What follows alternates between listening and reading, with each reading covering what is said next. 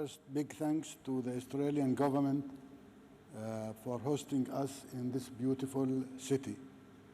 And also big thank you for the Indian government and the Indian Foundation for their kind invitation to attend this very important conference. Please accept apologies from my foreign minister.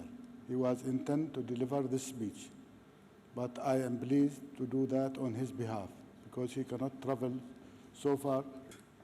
Yes, please accept apologies from my foreign minister for not joining us today. The current situation in the Middle East prevents him from traveling far afield. It is my pleasure to deliver this speech on his behalf and to exchange thoughts with such distinguished colleagues as we collaborate towards a trade and sustainable Indian Ocean region. The Indian Oceans hold great potential for sustainable development, economic growth, regional cooperation.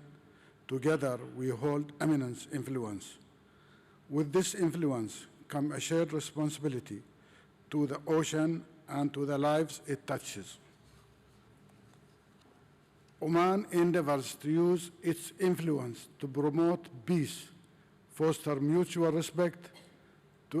This protects the people and our shared community, and it creates an environment conducive to sustainable growth. Oman also seeks to facilitate connectivity in the Indian Ocean region and beyond. For example, we have developed major deep-sea ports such as in Salalah, Duqm, and Sohar to connect east with west. The free zone emphasizing these ports are logistic hubs, innovation center, and major locations for green energy generation. They aim to incentivize international partnership and investment. Many of us around the Indian Ocean rim are emerging economies in the front line of changing the climate disaster. We must ensure that our development goes hand in hand with the mitigating climate change and adapting its effects. We must make smart choices and keep our comments in the heart of our policy making. In Oman, this includes producing 1 million tons of green hydrogen per year by 2030, opening a mixed use of smart cities, and reaching carbon neutrality by 2050. As we see this action on climate change and emphasis on green investment is necessary to support a sustainable and stable region. Indian Ocean Rim countries must also remember that we share this ocean with life that is not represented in this room. We must protect biodiversity, our reefs, our sea life, our birds, and our vegetations.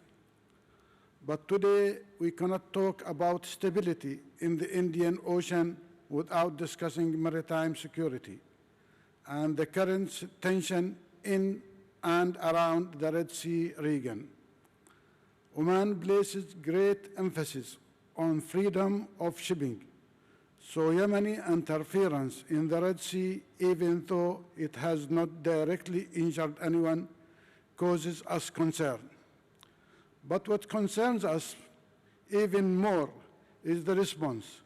We are concerned that the cycle of violence is accelerating, and we are concerned by the continuation of the double standards that are practiced, unfortunately, by some of our friends.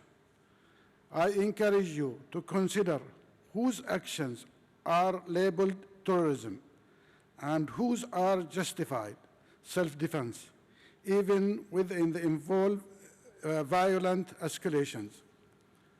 We cannot guarantee a stable future for our region unless we have immediately end the occupation and establish a Palestinian state.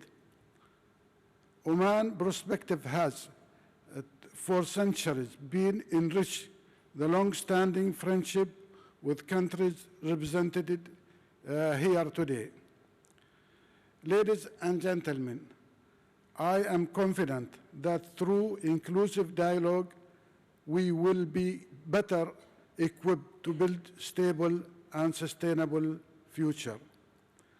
So I am pleased to announce Oman's intention to host next Indian Ocean Conference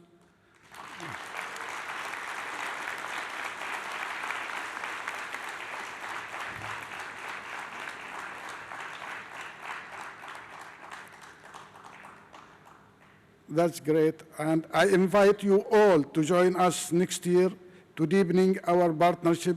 I'm looking forward to see you all. Thank you very much.